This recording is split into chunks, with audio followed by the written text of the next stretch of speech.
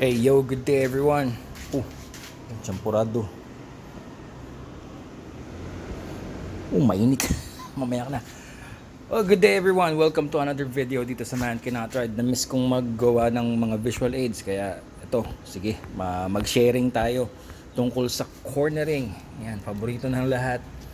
Ito yung mga natutunan ko at naranasan ko na rin. Tingnan muna natin to. Ito, si Mick Doohan. 5 times world champion yan. Si Marc Marquez. Ilang beses siya nag-champion. All in all, 8 times world champion. Valentino Rossi, 9 times world champion. Okay, tingnan natin. Bakit daw si Mick Doohan na 5 times world champion, ganito ang kanyang cornering? Siya ay naka-cross body position. Naka-lean dito ang motor, naka-cross ang kanyang upper body. Nakalawit ang puwet, nakalawit ang tuhod, pero naka-cross ang upper body. Ito kasi, ginagawa to ni Mick Doohan according to his interview, kasi ang gamit nilang motor noon ay mga 2-stroke. Nakita nyo yan, 2-stroke yan. Ibig sabihin ng mga tambucho na yan, 2-stroke yung gamit nilang motor. Yung power band ng 2-stroke is sometimes very unpredictable. While cornering, pwede siyang mag high side. Okay, so pag nag high side, exempt lang yon. Kaya nila ginagawa daw itong ganitong body position nung panahon nila is because kung sakasakali mag-high side yung motor, madali daw nilang makakatch yung high side o maisa-save yung semplang. So yun ang sabi ni Mick Doohan. Now, ang modern MotoGP naman ngayon, katulad ito si Valentino Rossi, nakita natin they're hanging off the bike. Yan, nakalawit, di ba? Nakalawit yung puwit, nakalawit yung upper body, shoulder. Ito, nakabuka ang tuhod ni Valentino Rossi dito, pero syempre hindi niya pwedeng ibuka kasi madidisgrasya na siya dito kasi nakalin yung motor. Pero tingnan niyo yung motor, nakalin yung motor, pero pinasobrahan pa naman niya yung kanyang upper body position. It's the same with Marc Marquez. Nakalin yung motor, pero kita mo nakasadsad na yung kanyang upper body sa track. Ngayon, ang mga modern MotoGP bikes ay mga 4-stroke na. 4-stroke engines, tapos bagong-bago na yung technology nila. Hindi na daw kinakailangan ng ganitong klaseng yung safety net para saluhin yung high side, dahil yung body position ngayon ng mga bagong MotoGP riders, mas kinakailangan nila to hang off the bike. Meron tayo kasi sinasabing speed equals radius. Ito, ang example ko dito is more on jet fighters, pero it's basically the same. So speed equals radius. Kapag tayo ay mabilis sa kurbada, ang tendency natin ay bumuka ang radius, pwedeng mag-overshoot. Yung ika nga ng mga kamote, yung kamote term na overshoot. Para hindi ka mag-overshoot, ganyan, so babagalan mo. Kasi again, speed equals radius. So pag binagalan mo ngayon, mas maliit yung radius.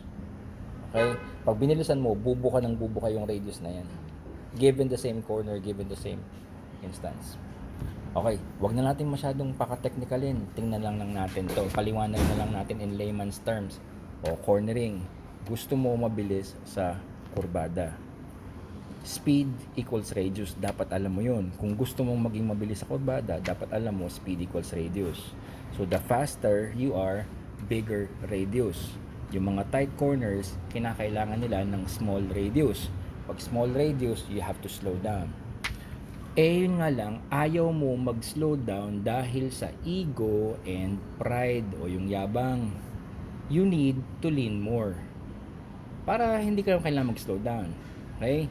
So yun actually ang ginagawa halos sa mga karera. Diba? They want to lean the bike more. They want to lean the bike more to go faster into a corner. Yun nga lang, yung lean, okay, aka banking, yan yung kamote term for cornering. Lean equals risk. Alam din yan ng mga professionals at ng mga magagaling na riders. Eto katulad dito, alam ni Valentino Rossi na lean equals risk. The more you lean, the more you lean can compromise grip. Less grip, semplang. Eto, so pag nilin pa ni Valentino Rossi, pwedeng mag-compromise na yung grip ng gulong. Kaya sa halip na ilin pa niya ng todo, steady na lang dyan yung bike, siya na lang ang lumalawit to use physics and science.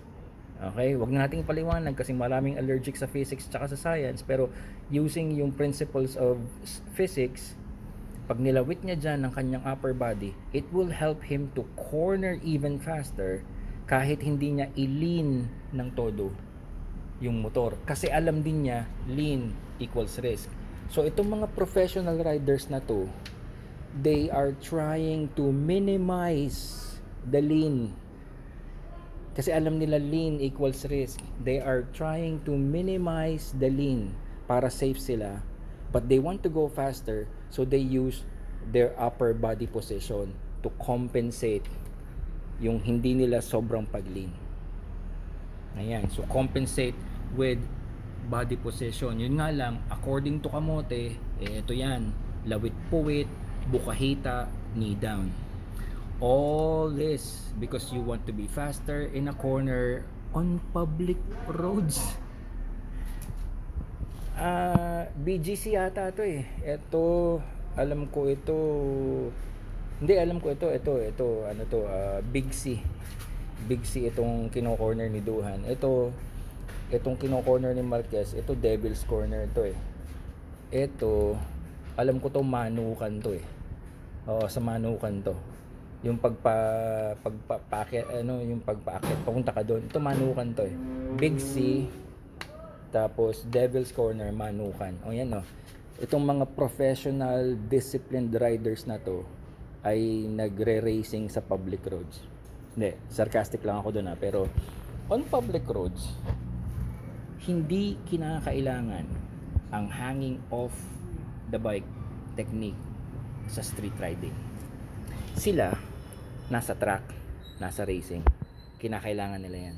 Tayo itong mga motor, malamig na ba yung sampurado? Maling pa itong mga motor na to na mga street bikes for street riding, hindi natin kinakailangan gawin yan on public roads. Okay, so ito last topic for this video, 2 essentials in cornering. Ito yung dalawang bagay na dapat nating ginagawa. Number 1, we should manage cornering speed, and then number 2, we should point the bike to the corner exit. Again, manage cornering speed, point the bike to the corner exit. Yan yung 2 essentials of cornering na dapat lagi natin ginagawa, kaya nga essential, di ba?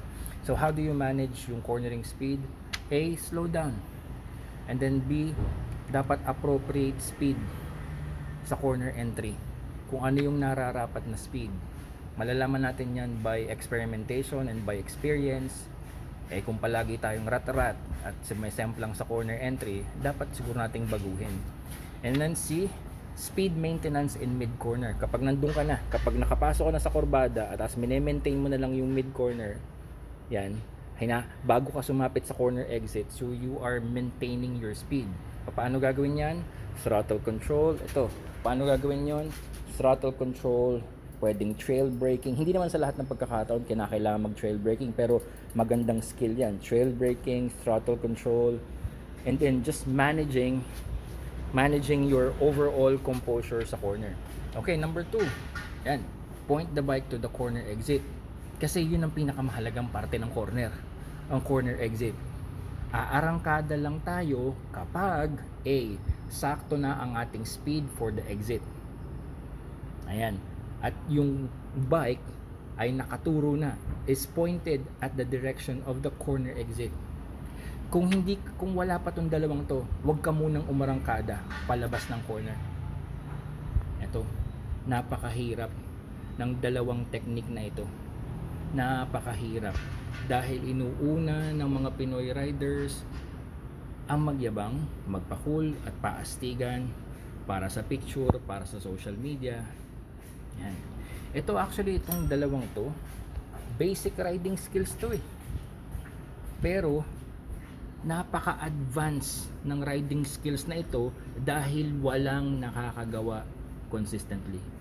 Kaya mukha siyang advanced riding skill. Anyway, sana nakatulong sa inyo yan ang munti kong session for today. I will see you on the next video dito sa Man Cannot Ride. Katagal naman lumamig na rin champuradong ari. Octavia XSR. The bikes.